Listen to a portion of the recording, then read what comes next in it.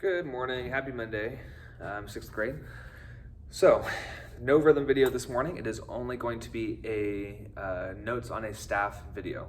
So this will be the bass clef video, which is for trombone, euphonium, and tuba. So if you tested out an instrument last week and you are playing the trombone, euphonium, or tuba, then that's good. You're in the right place. Welcome to your bass clef notes or bass clef notes on a staff video. If you don't know what you're playing yet, if you are like, Mr. Moriarty, Ms. Rios, I have no idea what I'm playing yet, then you need to email me or Ms. Rios and set up a time to get tested for an instrument because we're starting here very, very soon and we need to have you in the correct class. So if you're somebody that is in the tuba class and then when we test you out, you're going to be playing the clarinet, then this will be different information. So we need to get you in the right class and the right instrument as soon as possible, okay? Okay, so for notes on a staff for bass clef, okay, let's go ahead and write bass clef. Okay, and we draw a bass clef, kind of like a little hook. Kind of just like that. Okay, a little hook with two dots. Okay, and our notes, as you know, they sit on a musical staff. A musical staff consists of 5 lines and 4 spaces. Just like this, okay? Draw a really, really long staff with all the straight lines, okay? Okay, and on your musical staff, you have lines, that's really, really bad, lines and spaces, okay? Line notes and space notes, okay? And to read music, we read and recognize the notes on the staff and then we play them. Just like whenever we see words in a book or words on a piece of paper, we read the words and it makes sense to us. Just like in music, it's a different language, right? So if I was to draw my bass clef, draw it just like that. My 2 dots go on either side of the 4th line here. Okay, we see that? 1 dot there, 1 dot there, and they go just on either side of that 4th line, okay? So, and also just to show you as well, okay? Our line notes. So if I was to do notes that are on a line, okay? If I had a quarter note, it would be sitting on the line. If I had a half note, it would sit on the line, stem goes down. The stem direction, either up or down, doesn't matter. It can go up or down, means the same thing. If you had a whole note, just kind of sit on the line goes directly through it, okay? If you had space notes, okay, notes that lie on the space, okay, you would have your 2 staff lines there. They would just sit right in between, so the note would touch the top and the bottom line, go down like that, or you might have a half note, just like that, or a whole note, just sitting between the space. So again, line notes, the line goes between them, space notes, line goes in between the 2 lines, okay?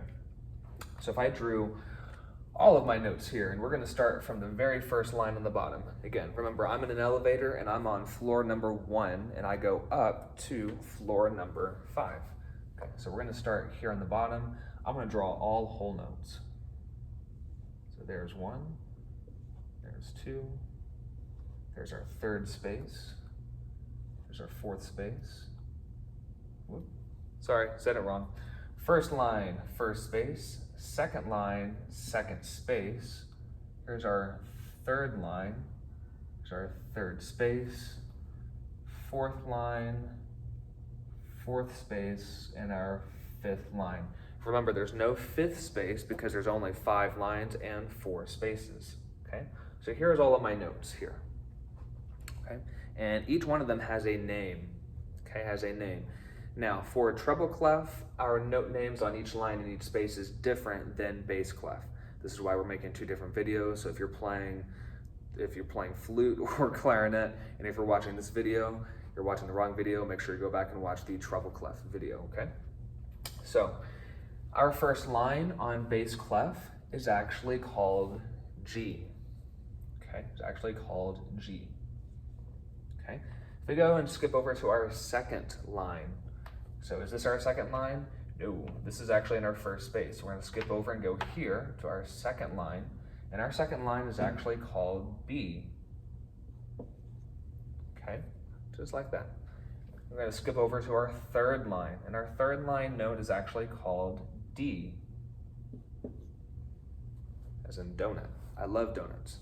So, let me go to our fourth line. Okay, and this note here sits on our fourth line. 1, 2, 3, 4. And we're gonna call this note F for Frank. And then we have our fifth line, and our fifth line is way over here on the end, and this is gonna be called A. Okay, and if you guys know what an acronym is, just drop my pen.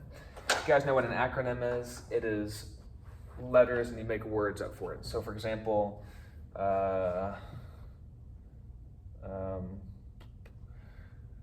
great birds don't fly away. Makes sense? I don't know why they don't fly away, but they don't. Man. If you have an acronym, you could always write it down and send it to us. That'd be awesome.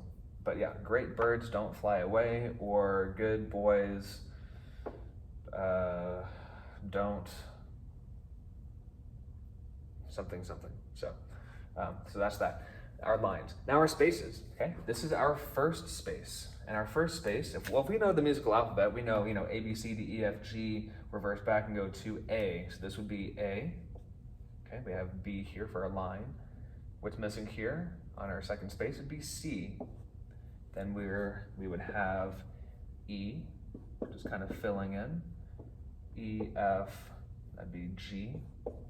So now we've done that, we've completed and we have named each one of our notes on the staff, either a line note or a space note with a correct letter name.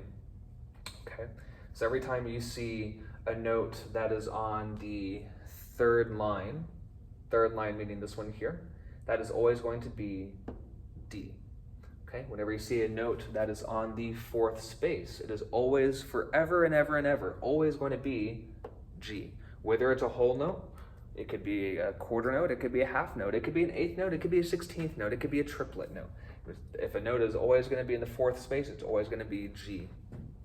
Okay, a note that's always on the first line,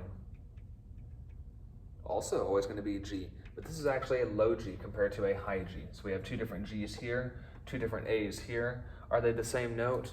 No. They look the same. They're both called A, but one's down here and one's up there. They're gonna sound different. One's gonna sound higher than the other note, okay? So over the next few weeks, and for a long time, we'll create our flashcards. I have some here to show you. Okay.